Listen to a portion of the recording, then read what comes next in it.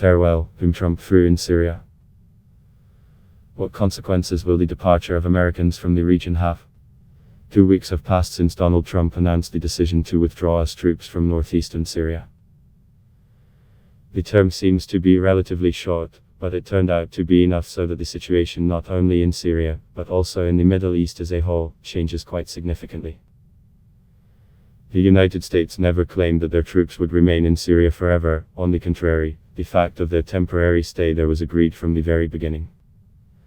However, the same is true for the American contingents in Afghanistan and Iraq, who have been in these states of the Middle East for more than 15 years, despite all the efforts at first by Barack Obama and then Donald Trump to get them out of there.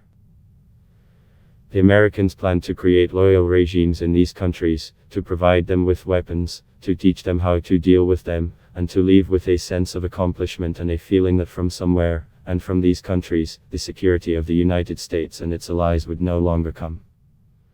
This wonderful plan, however, failed to be implemented anywhere, and in the 18th year after the introduction of troops into Afghanistan in order to fight the radical Islamist military movement, Taliban, a terrorist organization banned in Russia, American representatives unsuccessfully negotiated with representatives of the same movement, actually about the conditions of their own political surrender.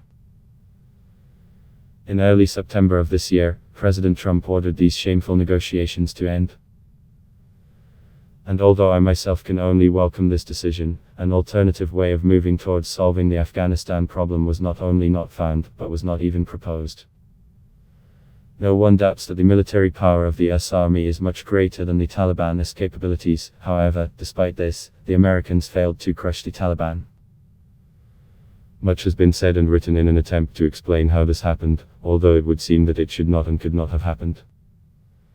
The fact, however, remains a fact. Despite trillions of money spent and many tens of thousands of victims, neither the Afghan nor Iraqi campaigns gave the Americans the results they were counting on. These campaigns were starting. The US military campaign in Syria did not produce any results either. The opposition forces, which were relied on and financed and armed by the Americans, lost the war to the forces supporting President Bashar al-Assad. The Americans demanded the departure of Bashar al-Assad as a condition for any political settlement. It is clear that this requirement will not be fulfilled, that the so-called moderate opposition will not come to power and the pro-American regime in the country will not form.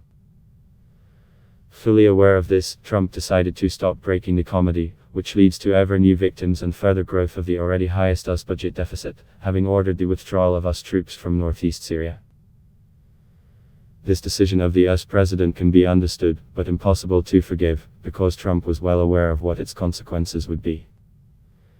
The American armed forces actually defended the Kurds, a people who have been fighting for the right to political self-realization of their national aspirations for 140 years.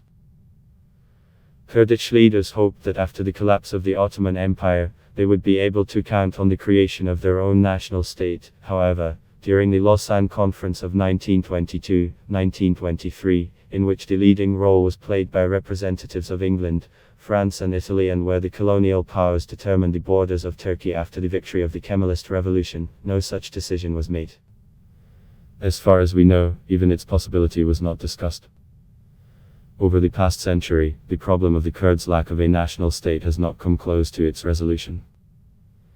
The Union General Assembly and the Union Security Council have adopted countless resolutions in defense of the right to a national definition of Palestinian Arabs, the number of which is 4 times less than the number of Kurds, and linguistic. Currently in the 4 countries of the Middle East in Turkey, Iran, Iraq and Syria, there are about 40 million representatives of this people, and in Syria, only less than 10% of them. Back in July 2012, shortly after the outbreak of the civil war in Syria, not at their fault, the Kurds proclaimed the state sovereignty of Western Kurdistan in part of the territory of this country, and in March 2016 they agreed to refuse it, in exchange for the recognition of the autonomous administration northeastern Syria, consisting of 3 districts. Kurds were obvious and irreconcilable opponents of the Islamic State banned in Russia. It was noteworthy that the Democratic Federation of Northern Syria that they created proclaimed itself a secular state, a phenomenon in the Near and Middle East is extremely rare. It was this Kurdish autonomous region that the Americans defended, and it was who they left to their own devices. And it was understandable and predictable for them, because Trump made his decision after telephone conversations with his Turkish counterpart Erdogan. And he absolutely did not hide his plans to conduct a military operation against the Kurds immediately after the withdrawal of American troops, without even trying to justify such a minimum considerations convincing for the outside world. The Kurds were perhaps the most consistent and reliable allies of the Americans in the Syrian and Iraqi conflicts, but this did not prevent President Trump from betraying them. It is generally accepted that Israel is the closest ally of the Americans in the Middle East region as a whole, but Trump did not inform his decision in advance about his decision, radically changing the entire balance of power in the immediate vicinity of the northern borders of the Jewish state. The first reaction to everything that happened in Israel was the question raised in the media: is it possible to base the doctrine of national security on American guarantees if the leaders of this country are ready to immediately abandon allied obligations, leaving the rabbits alone with the boas? Following this, the question arose of how deeply the political system of the United States was rotten, in which there was no system of checks and balances on the voluntary decision of the head of state. In the United States there are a huge number of experts and specialists in the Near and Middle East, in military strategy and diplomacy, who know the history and languages of the region, its features, who spent years and decades in it. Many of these people have sharply criticized the decision made by Trump.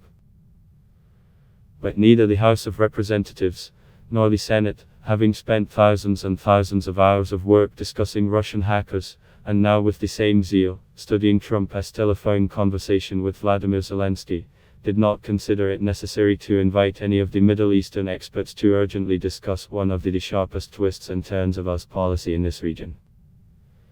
In Israel, meanwhile, for 6 months now there has been no full-fledged government, because a very principled opposition cannot enter into a coalition with the most corrupt prime minister in the history of the country, who dared, horror, accept as a gift from your old billionaire friend a package of good cigars and champagne.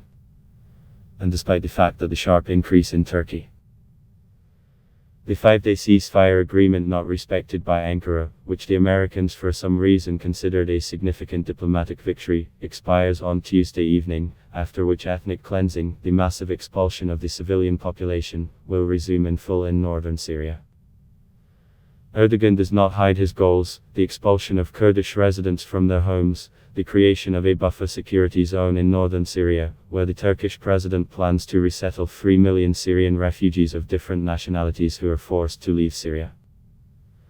For decades, many, sometimes more, sometimes less justifiably, have been outraged by the role of the world policeman that the Americans took upon themselves without someone authorizing them to do so.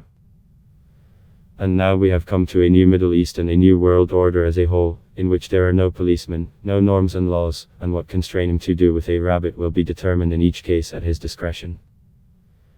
This bitter example demonstrates to everyone how fictitious and illusory are the hopes that the norms of international law have prevailed in the world and a collective security system has been created. The world, alas, has remained the same, and every people in the Middle East, Kurds, Israelis, or anyone else, must realize that they have no one to rely on but themselves.